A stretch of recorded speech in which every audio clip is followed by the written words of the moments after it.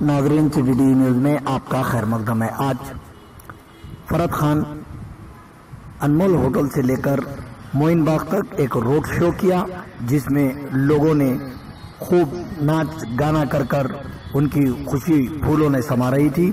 इस सारी चीज़ों को देखकर लोग हैरान हो गए कि अब तक MBT ऐसा रोड शो देखने में नहीं आया।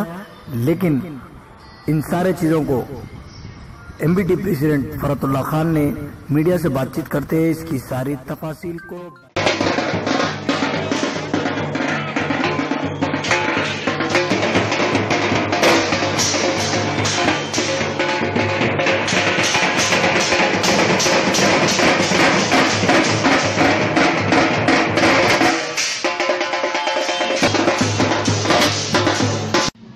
क्या इशू स्टार साहब, मजलिस बचाओ तहरीक हमेशा अवामी राब्ते में रही, अवामी मसाइल पे और बिलखुसूस मजलूम मुसलमानों के मसाइल में हमेशा कामजन रही। मरहूम गाजी मिल्लत की मरहूम मोहम्मद अमानुल्लाह खान के नक्शे कदम पे चलते हुए हर वक्त मजलूम मुसलमानों की आवाज़ उठाती रही। ये खुद सारा मुस्लिम माशरा इस बात को जानता है। आज उसी की एक कड़ी है कि मजलिस बचाओ तहरीक अब होने वाले इंतखाबात के पेश नज़र अवामी रब्ते का मुहिम का आगाज़ आज चंद्रायन गुट्टे से शुरू की और उम्मीदवारों का ऐलान इंशाअल्लाह ताला प्यारे नबी सल्लल्लाहु अलैहि वसल्लम के नालन पाक के सदक़े में जैसे ही इलेक्शन का शेड्यूल आएगा, इलेक्शन का शेड्यूल आने के बाद तहरीक ऐलान करेगी। और आज बिलखुसूस सारे हिंदुस्तान में जो मुसलमानों के लिए अरसे हयात को तंग किया जा रहा, मुसलमान बखूबी वाकिफ है कि जो मौजूदा नुमाइंदे हैं वो नुमाइंदे इस चैलेंजेस को मुकाबला करने में मुकम्मल नाकाम हो गए। जैसे कि अब तलाक़ सलासा पे ऑर्डिनेंस, मस्जिद की अहमियत पे फैसले और सारे हिंदुस्तान में मुसलमानों का क़त्ल-ए-आम। इंशाअल्लाह उल अज़ीज़ अवाम के दरमियान में तहरीक जाएगी और तहरीक अपने एजेंडे और अपने मकासद की बुनियाद पर मुसलमानों को बेदार करेगी और मुसलमान तहरीक के साथ है। और लोगों से यह बावर किया जा रहा है कि तहरीक हार गई इलेक्शन हर वक्त। ये तहरीक के मुखालिफिन की जानिब से मुनज़्ज़म साजिश है, प्रोपोगंडा है, जबकि हकीकत में कभी भी 1999 से लेकर 2019 आ रहा, इस 20 साल में कभी भी इंतखाबात साफ और शफाफ नहीं रहे। और हम मुसलसल इलेक्शन कमीशन से मुतालबा करते हैं। आज 40 दरखास्तें हमने इलेक्शन कमीशन को दिया कि इलेक्शन वोटर लिस्ट में जो धांधलियां हैं, आज बिलखुसूस हैदराबाद पार्लियामेंट हल्के के असम्बली नशिस्त याकुतपुरा, चंद्रायन गुट्टा, चारमीनार, बहादुरपुरा, कारवान, मलकपेट में हर हल्के में 50,000, 60,000 bogus, duplicate, fake, multiple, non existing, imaginary vote है। और इसमें मुसलसल central election commissioner OP Rawat से लेकर state election commissioner doctor Rajat Kumar IAS और तमाम ERO से हम मुसलसल नुमाइंदगी कर रहे हैं कि इसकी तहकीक की जाए, ताकि अवाम जो वोट देती वो वोट के जरिए नुमाइंदों को मुंतखब करना चाहती। लेकिन आप देख रहे हैं कि गुज़िश्ता इलेक्शन में जो अवाम के दरमियान में कामयाब नहीं हो सकते थे, वो धांधलियों के जरिए तहरीक के उम्मीदवारों को पुलिस के जरिए दिन में 12 बजे अरेस्ट कराना और हुजूम की शक्ल में, एक माफिया की शक्ल में पोलिंग बूथों पर कब्जा करना। ये लड़ाई मजलिस बचाओ तहरीक की और मुखालिफिन की नहीं है, बल्कि अवाम की। और अवाम से ये माफिया और जो मजलिस इत्तेहादुल मुस्लिमीन के नाम पे एक बड़ा माफिया बन गया, उस माफिया से अवाम का मुकाबला। कल तहरीक का उम्मीदवार जहाँ कहीं से भी इलेक्शन लड़ेगा, वो तहरीक के उम्मीदवार और मजलिस के उम्मीदवार में मुकाबला नहीं रहेगा, बल्कि हक परस्त मजलूम मुसलमानों और उनके माफिया के दरमियान में मुकाबला रहेगा।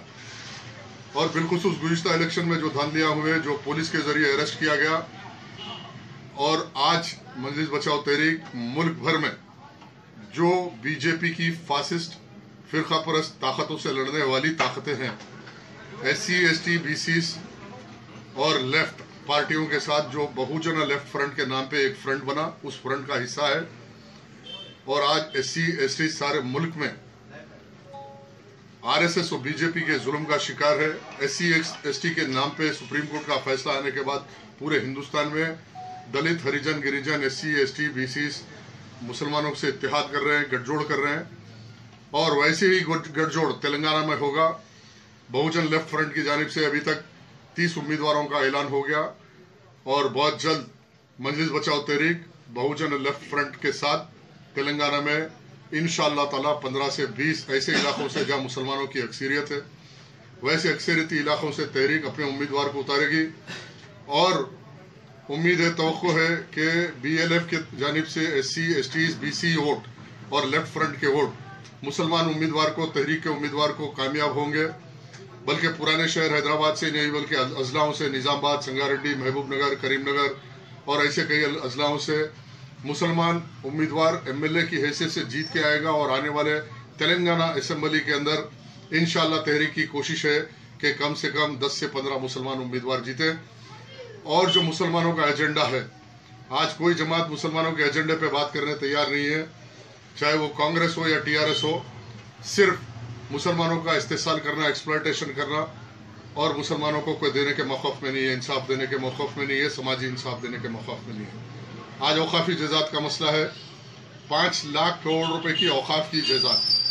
मैं पूछना चाहता हूँ जो नेशनल पार्टी है और स्टेट की सबसे बड़ी पार्टी TRS है, उनसे, उनके सरबराहों से ये पूछना चाहता हूँ कि आज सेंट्रल वक्फ काउंसिल की ये रिपोर्ट है कि 90% औक़ाफ़ी जज़ात मुसलमानों की लूट ली गई लैंड ग्राबरों की जानिब से। इसकी तहक़ीक़ के लिए सेंट्रल वक्फ काउंसिल ने तेलंगाना राष्ट्र समिति के हुकूमत तेलंगाना में इससे ये दरख्वास्त की थी कि CBI इंक्वायरी कराए और CBI इंक्वायरी के ज़रिए इसकी तहक़ीक़ और मुसलमानों के 5 लाख करोड़ रुपए की औक़ाफ़ की जज़ात वापस दे। लेकिन आज मुस्लिम नुमाइंदों के नाम पर 7 MLA MP जो भी है, आज की तारीख तक किसी ने आवाज़ नहीं उठाया। हमारे पास जो भी जमात आई इत्तेहाद के लिए, हम उस जमात से एक ही हमारा डिमांड रखे कि चाहे वो कांग्रेस हो या कोई बड़ी पार्टी हो, ये इलेक्शन सिर्फ चीख पुकार और नारेबाजी के जरिए नहीं होगा कि मुसलमान TRS से नाराज है, इस पार्टी को दे दो, इस पार्टी से नाराज है, उस पार्टी को दे दो। तहरीक एक अपना मौक़िफ़ रखती है, मुसलमानों के लिए एक एजेंडा रखती है। हमारा मुतालबा है आज भी कोई ऐसी जमात, नेशनल जमात, इलाकाई जमात मुसलमानों के 5 लाख करोड़ रुपए की औक़ाफ़ की जज़ात देने के लिए CBI इंक्वायरी कराने के लिए तैयार है। सेंट्रल वक्फ काउंसिल के कायम करदा दरख्वास्त पे, उनके मुतालबे पे, उनके रिकमेंडेशन पे CBI की इंक्वायरी कराना या हाई कोर्ट के जुडिशल कमीशन के जरिए कराना और मुसलमानों की 90% यानी 5 लाख करोड़ रुपए की औक़ाफ़ की जज़ात मुसलमानों को वापस देने के लिए तैयार है। तो हम हर उस जमात से साझेदारी करने के लिए तैयार है, उसका साथ देने के लिए तैयार है। लेकिन ये नहीं कि इलेक्शन आया सिर्फ फोटोआं खिंचाने के लिए या जुलूसा निकालने के लिए अगर कोई समझौता है, तो तहरीक एक बामकसद मजलूम मुसलमानों की आवाज़ है और मजलूम मुसलमानों के लिए काम कर रही। ये कोई सरमाएदारों की जमात नहीं है कि इलेक्शन आते की संगाती फूल के हारा पहनना, लाइटा लगाना, ऑफिसा खोलना, गरीब बस्तियों में जाके खाना खिलाना। 5 साल कोई उनको भूखा नजर नहीं आता, इलेक्शन आते की संगाती फकीरवाड़े में जा रहे, हर किसी के घर पे जा रहे। खैर इंशाल्लाह तहरीक का जो प्रोग्राम रहेगा वो जलसों के जरिए तफसीली तौर पे अवाम के दरमियान में तहरीक अपनी बात रखेगी और समझदार मुसलमान तहरीक का साथ देगा। हमारा अव्वलिन मुतालबा है कि इलेक्शन कमीशन जो गुज़िश्ता 20 साल से इलेक्शन कमीशन अकाउंटेबल है। अगर वोटर लिस्ट साफ शफाफ नहीं तैयार होती, वोटर लिस्ट में 1 सिटीजन 1 वोट नहीं रहता, वोटर लिस्ट में 1 सिटीजन मल्टीपल वोट है, तो इसकी अकाउंटेबिलिटी इलेक्शन कमीशन की है। जब वोटर लिस्ट करप्ट हो जाती तो इलेक्शन सिस्टम पूरा करप्ट होता, कोई सही उम्मीदवार को अवाम जिता नहीं सकती। अब यह है कि बल्दिया से डुप्लीकेट आइडेंटिटी कार्ड्स निकालना, कट्टे के कट्टे आइडेंटिटी कार्ड्स, आज जो मजलिस के सरकर्दा उनके पास कट्टे कट्टे हैं और वो कट्टे लेना। सुबह 7 बजे पोलिंग खुलते हैं, महलों में लोग अभी जागे नहीं, महल्ले में लोग सो रहे, बाहर से गरीब खवातीन को लाना, 500-500 रुपये देना, 200 रुपये देना। अब कॉन्ट्रैक्ट चल रहा, मैं 100 औरतों को बुलाता हूँ, औरत को 1000 रुपये दो। अब इलेक्शन आते एक माहौल नया हैदराबाद में चल रहा, स्लम एरियों से मेरे घर 200 औरत है, मैं लेके आता हूँ, पैसे दो, 1000 रुपये और दो। अब याकूतपुरे में, चंद्रान गुट्टे में पूरे तवज्जो ये है कि तहरीक को हराने के लिए अब पूरे जमा होना, हर किसी को पैसे, अब हर किसी को घर पे खटका मार रहे, पैसे दे रहे। ऐसे चीज़ों से तहरीक डरने वाली नहीं है। इलेक्शन कमीशन से हमारा मुतालबा है कि आप पहले वोटर लिस्ट, 1 सिटीजन 1 वोट पे वोटर लिस्ट कायम करो, उसके बाद इलेक्शन करो। फिर पुलिस डिपार्टमेंट से तकाजा है कि पुलिस डिपार्टमेंट एक न्यूट्रल एम्पायर की हैसियत से काम करना चाहिए। पुलिस कमीशन एक पार्टी बनकर पुलिस के आला ओहदेदार एक पार्टी को तायद करते, और ये हो गया कि कुश्ती के मैदान में एक रेसलर का हाथ पैर बन के न्यूट्रल एम्पायर अगर एक दूसरे की तायद कर रहा, और फिर उसका रिजल्ट जो 20 साल से इलेक्शन हुआ, इंशाल्लाह ये इलेक्शन ये टाइम पे नहीं होगा। तहरीक के साथ आज 27 छोटी बड़ी पार्टियां बहुजन लेफ्ट फ्रंट के नाम पे है। इंशाल्लाह अगर इलेक्शन में बोकसिंग और रिगिंग के जरिए जीतने की कोशिश की गई तो आज मीडिया के जरिए मैं ऐलान कर रहा हूं कि इलेक्शन में जो कुछ भी होगा उसका जिम्मेदार इलेक्शन कमीशन और पुलिस डिपार्टमेंट होगा। यहाँ रिगिंग होगी, बोकसिंग होगी, पोलिंग बूथों पे कब्जा होंगे, गुंडों के जरिए किया जाएगा, तो फिर उसके हालात के जिम्मेदार पुलिस डिपार्टमेंट और इलेक्शन डिपार्टमेंट रहेगा। और अब आने वाले इलेक्शन में गुज़िश्ता इलेक्शन की तरह तहरीक खामोश नहीं बैठेगी, बल्कि इलेक्शन से पहले इलेक्शन कमीशन को एहतजाज का सामना करना पड़ेगा। लाखों अवाम को लेकर इलेक्शन कमीशन का घेराव करेंगे ताकि यहाँ बोकसिंग ना हो सके। कोई ये समझ रहा बोकसिंग करेंगे, अरे महल्ले में लोग सोते रहते, सुबह 7 बजे रिगिंग करो, पुलिस अरेस्ट कर दी, पुलिस मार के भगा देती है पोलिंग एजेंटों को, पोलिंग बूथों पे कब्जा करो। ये कौन सा इलेक्शन है? कौन सी जमहूरियत है? कौन सी जमहूरियत है? ये कौन सा इलेक्शन है? या तो फिर ऐलान कर दो पुलिस डिपार्टमेंट और इलेक्शन डिपार्टमेंट के हम पुराने शहर में इलेक्शन की तरह नहीं कराते। हिंदुस्तान में जो इलेक्शन होता वो इलेक्शन पुराने शहर में नहीं होता, और यहाँ पे हम सिर्फ और सिर्फ पैसे लेके फलाना उम्मीदवारों को हम जिताते इलेक्शन। इंशाल्लाह ताला अगर इलेक्शन में बोकसिंग का अगर जो फाइनल वोटर लिस्ट आने वाली है, वो वोटर लिस्ट की हम भी पूरी तहकीक कर रहे हैं, डोर टू डोर कर रहे हैं। आज फिर कह रहा हूँ कि बल्दिया हैदराबाद जो नोडल एजेंसी है इलेक्शन वोटर लिस्ट तैयार करने की, आज फेल हो गई।